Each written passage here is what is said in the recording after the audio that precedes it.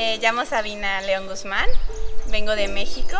Mi cicatriz es por una peritonitis. Lo que pasó es que yo tenía mucho dolor y luego creyeron que era una apendicitis. Me hicieron un ultrasonido. En el ultrasonido se veía solo como una pequeña inflamación, como si fuera una colitis o algo así. Entonces, que era grave, que era una colitis. Me trataron la colitis y no funcionó y me empezaron a tratar diferentes cosas, como si fuera una infección con antibióticos, como una infección estomacal, y no sabían realmente qué tenía. Pasaron 10 días que yo tenía mucho dolor y probaron muchas cosas. Todo el mundo tenía muchas teorías de qué me tenía, hasta que al final un día de verdad ya no podía caminar. O sea, el dolor aumentó muchísimo. Me volvieron a llevar al hospital a hacer un ultrasonido y dijeron, sí, ahora tienes una apendicitis. Y abrieron para operarme con una apendicitis normal y vieron que ya estaba explotado.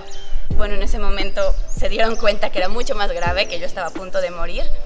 Tuvieron que abrir más grande, o sea, quedó una cicatriz muy grande y me pusieron grapas, no me cosieron con hilo, porque si había una urgencia de que no estaba bien limpia todo lo que explotó, tenían que abrirme de urgencia. Bueno, definitivamente mi vida cambió desde ese momento. Hay como una ruptura en mi vida de antes y después de la operación. Algo que aprendí mucho es a escuchar mi cuerpo.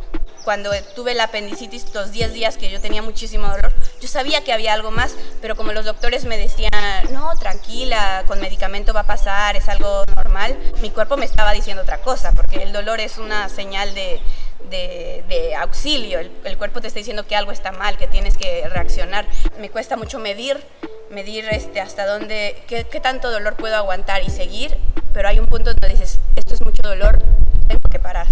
A veces cuando en la vida me pasan cosas que cuesta trabajo, que te ponen triste, que te sientes mal físicamente, pero que en realidad son sencillas, y empiezo a quejar, y como, no quiero hacer esto, no quiero entrenar, pero en realidad es algo que no es importante. Digo, en un momento en donde realmente yo estuve a punto de morir, estaba mucho más tranquila, estaba mucho más positiva, estaba con ganas de seguir adelante por algo que se me rompió la uña o algo tan simple. No quiero hacerlo. ¿Por qué? Soy fuerte, o sea, ese momento fue muy fuerte en mi vida porque me rompió, pero también me di cuenta que era muy fuerte, que aún rota podía seguir haciendo muchas cosas, podía seguir siendo positiva. Bueno, después de la operación regresé a hacer acrobacia poco a poco y retomé la danza también hasta que decidí que necesitaba volar más. Entonces empecé a hacer circo para mezclar la danza y la acrobacia. Desde entonces me dedico al circo. Hice una pequeña formación de un año en México. Después hice un año en Chambéry, en Francia, un año de formación. Y ahora estoy en otra formación de circo también en Suiza, en Ginebra. Bueno, mi cicatriz es como un recuerdo. Le he tomado cariño, como está hundida mi panza. A veces me gusta ponerle ojos y que hable, y es como un personaje. Para mí es solo un recuerdo, es como mis otros tatuajes, solo que es un tatuaje no elegido. Es un recuerdo de un momento de mi vida, de personas que pasaron, de algo muy fuerte que pasó, pero que ya pasó y que está bien recordarlo. Creo que ese momento de la operación y cuando murió mi papá fueron los dos momentos más difíciles de mi vida. Los dos los asocio con la muerte, porque ha sido como lo más cercano a la muerte. Entonces, el mismo año que se murió mi papá, yo salí de mi casa a vivir sola, cambié de ciudad, cumplí 18 años como la mayoría de edad. Entonces fue otro momento muy duro en mi vida de crecer, y entonces decidí ponerme un tatuaje que es una lagartija.